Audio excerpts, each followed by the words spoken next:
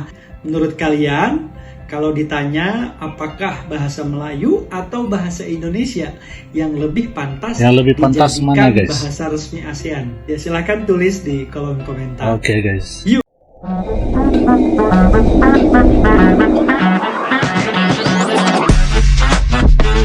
Yo, kumaha damang, salam silaturahmi good people. Ojo lali di subscribe yo channelku.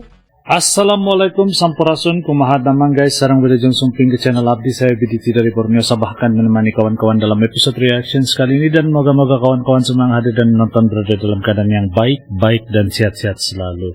Amin ya rabbal alamin. Ojo lali guys di subscribe channelku, jangan lupa klik like, komen dan share. Bahasa Melayu atau bahasa Indonesia, yang mana yang dipilih menjadi bahasa ASEAN guys. Jadi ini di sini ada satu video yang menarik saya jumpa.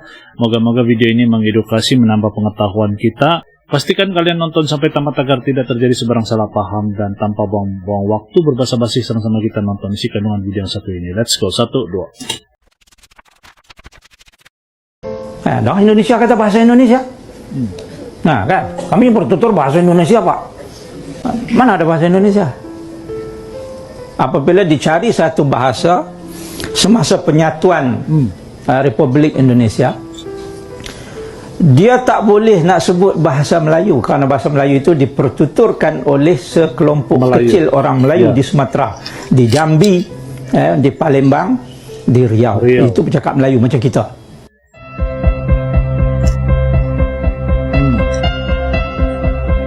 Pilih yang mana? Halo guys, apa kabar semuanya? Jumpa lagi bareng gue Asep kembali. Beberapa hari ini ramai di media sosial, bahkan juga di media mainstream seperti televisi dan juga media online. Apakah bahasa Melayu atau bahasa Indonesia yang lebih pantas digunakan sebagai bahasa resmi di ASEAN? Pernyataan kalau menurut kalian bagaimana guys?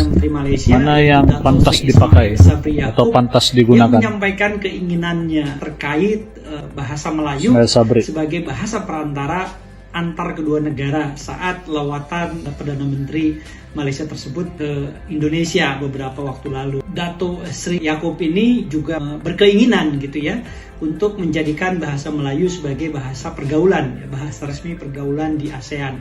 Nah, tentu ini mengundang perdebatan ya, terutama bagi kalangan kita teman-teman di Indonesia. Sementara itu, Mendikbudristek Dikti Nadiem Anwar Makarim menolak usulan Perdana Menteri Malaysia tersebut.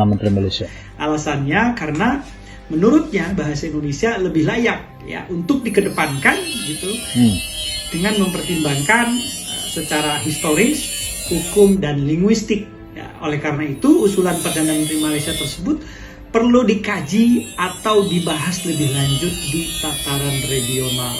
Nah, kalau saya suruh milih, jelas ya, saya seperti yang Mas Menteri bilang, saya mendukung bahasa Indonesia sebagai bahasa resmi ASEAN. Nasionalisme saya mendidih.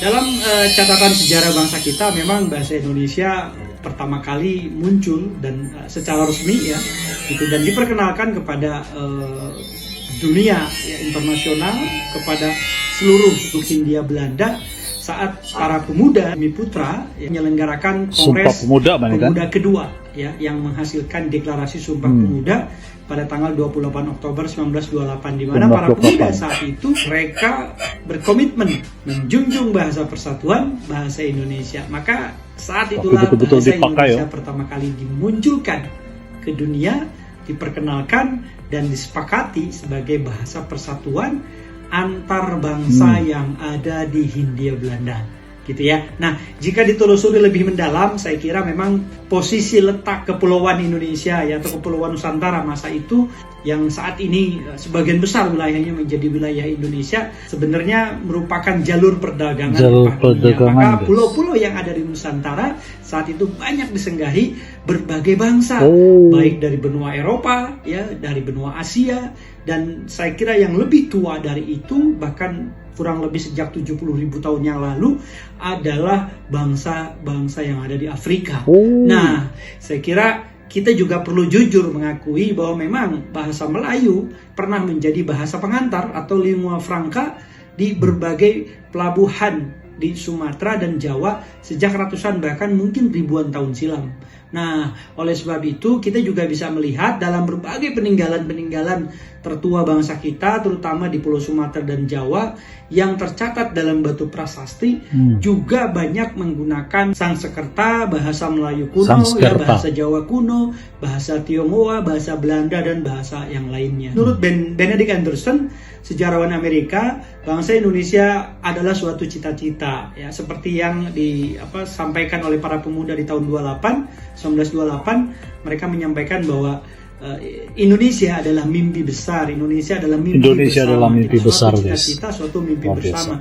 Maka anak-anak muda bangsa kita kemudian menciptakan pertama kali istilah bangsa Indonesia dan bahasa Indonesia itu sebagai alat pemersatu sejak tahun 1928 itu. Sudah cukup Jadi lama. benar ya, menurut Prof. Abdul Muati, seperti yang teman-teman tonton tadi dalam video pertama, bahwa bahasa Indonesia sebenarnya berisi sebagian kecilnya adalah bahasa Melayu, gitu ya, yang digunakan oleh teman-teman di bagian barat Indonesia. Walaupun tentu bangsa Aceh, ya, dan bangsa yang lainnya tidak akan mengakui, ya, karena mereka tidak memiliki bahasa Melayu, mereka punya bahasanya sendiri. Bangsa-bangsa seperti bangsa Jawa, bangsa Sunda, dan bangsa-bangsa lain yang ada di Indonesia, terutama di bagian timur, itu menggunakan bahasanya masing-masing. Maka menurut Prof. Abdul Muati, bahasa Indonesia berisi sebagian kecil bahasa Melayu, sisanya ya sebagian besar adalah bahasa-bahasa yang ada di Nusantara. Bayangkan teman-teman, dari 1334 etnis dan subetnis, bagus penjelasan dia, guys. 450 bahasa daerah,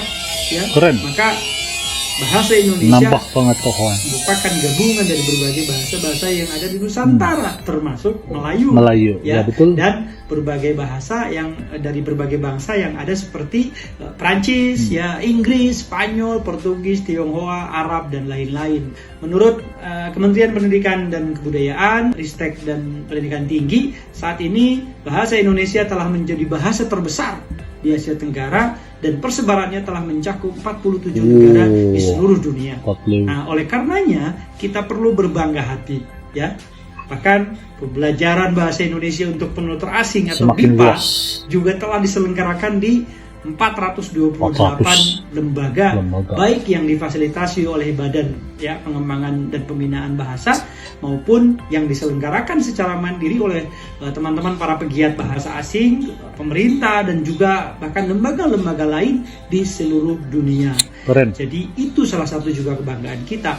Nah, selain itu, bahasa Indonesia juga diajarkan teman-teman di banyak kampus di seluruh dunia, terutama di Eropa, di Amerika Serikat, dan juga di Australia. Menjadi mata kuliah yang penting, ya, di perguruan tinggi terkemuka itu, termasuk juga beberapa perguruan tinggi di Asia. Dengan semua keunggulan yang dimiliki bahasa Indonesia itu, maka sepantasnya lah bahasa kita duduk di posisi terdepan, ya, dengan menjadi bahasa pengantar untuk pertemuan-pertemuan resmi ASEAN. Nah, menurut kalian, kalau ditanya apakah bahasa Melayu atau bahasa Indonesia yang lebih pantas dijadikan mana, guys? Bahasa resmi ASEAN? Ya, silahkan tulis di kolom komentar. Oke, guys. Yuk, kita utamakan bahasa Indonesia sebagai bahasa persatuan, kita lestarikan bahasa daerah sebagai bahasa ibu kita, dan kuasai bahasa asing untuk pergaulan internasional. Mari kita perjuangkan dan kedepankan bahasa Indonesia sebagai bahasa resmi di kancah ASEAN. Yuk, bisa yuk. Keren. Oke, guys, jadi demikian video yang baru kita nonton bareng. Itulah, walaupun bahasa Melayu itu pernah menjadi lingua franca satu masa dulu, tapi penggunaan bahasa Melayu di dalam bahasa Indonesia itu cuma sangat kecil, guys. Yang lain itu adalah bahasa-bahasa Nusantara yang menjadikan bahasa Indonesia itu lebih sempurna. Nah, guys, kalau menurut kalian nih, mana yang lebih pantas digunakan sebagai bahasa ASEAN, sama ada bahasa Indonesia ataupun bahasa Melayu? Komen di ruang komentar di bawah, guys. Saya pun penasaran mau tahu komentar kalian. Oke. Sampai di sini video kali ini. Moga kawan-kawan suka dan terhibur. Insyaallah kita jumpa lagi di video yang akan datang, guys. Salam satu damai dan salam silaturahmi. Assalamualaikum, salam Nusantara. Yo teman-teman, ojo lali di subscribe yo channelku.